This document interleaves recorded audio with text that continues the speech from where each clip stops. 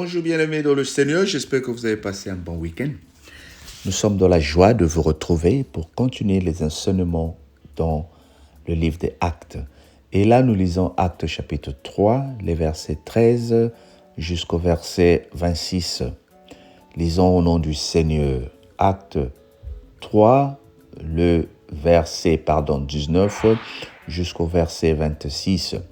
Repentez-vous et convertissez-vous de vos péchés pour que vos péchés soient effacés, afin que des temps de rafraîchissement viennent de la part du Seigneur et qu'il envoie celui qui vous a été destiné, Jésus-Christ, que le ciel doit recevoir jusqu'au temps du rétablissement de toutes choses, dont Dieu a parlé anciennement par la parole de ses saints prophètes.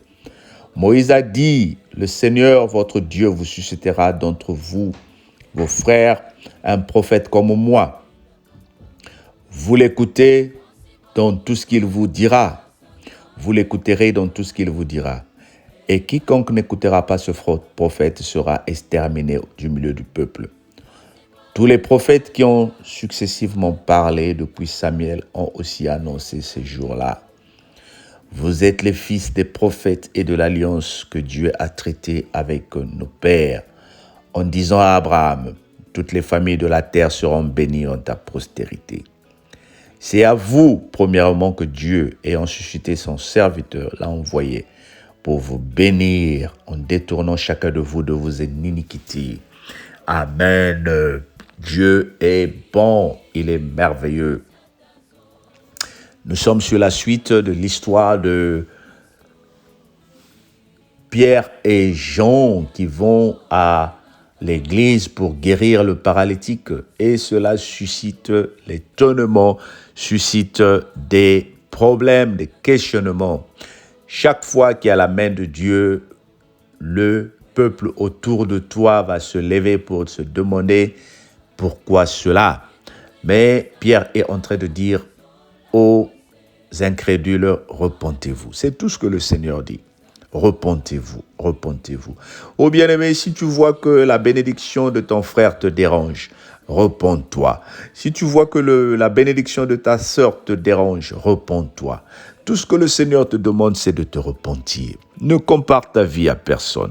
Ne vois pas qu'il y a le temps qui est passé et que les autres sont bénis. Dieu a un plan pour toi, il a un plan pour moi.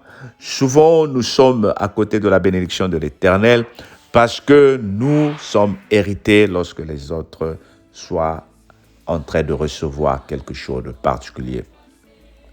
Mais le Seigneur est en train de dire ici, le Seigneur Jésus-Christ avait été annoncé plusieurs fois pour amener la bénédiction dans ta vie, pour amener la bénédiction dans la vie de tout un chacun.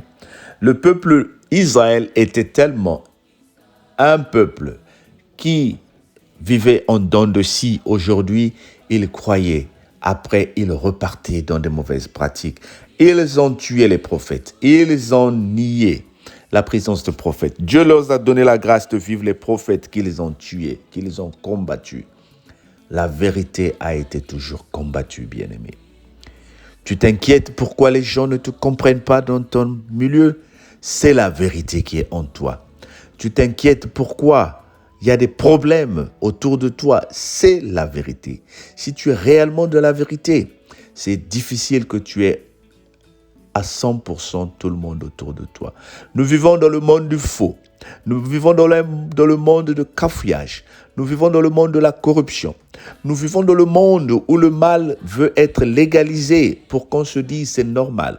Au nom de l'amour, nous sommes même forcés à accepter certaines choses. Au nom de l'amour, on te dit que Dieu aime tout le monde, que nous devons tout accepter. Bien-aimé, où est passée la crainte de l'Éternel? Où est passée la crainte de la parole de Dieu? Si nous craignons Dieu, il y a certaines choses que nous ne pouvons pas faire. L'impudicité.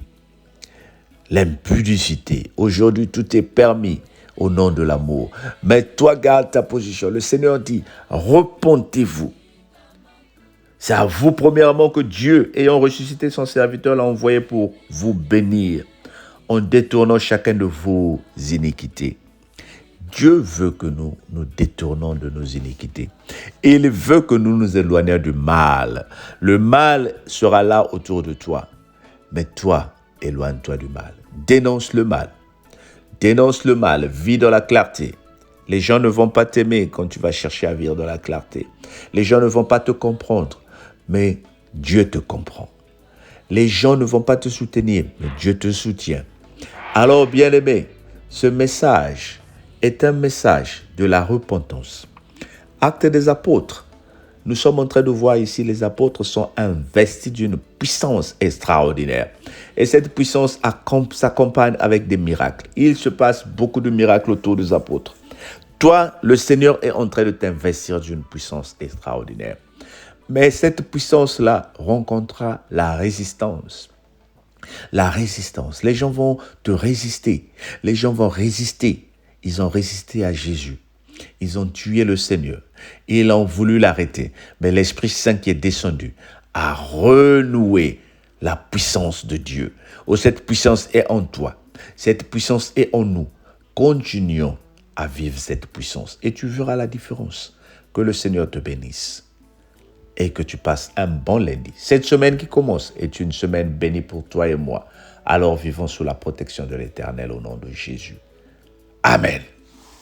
Alors, mais tu connais la routine. Partage, invite les gens à écouter la vidéo et le Seigneur te visitera. Bonne journée. On se dit à demain mardi.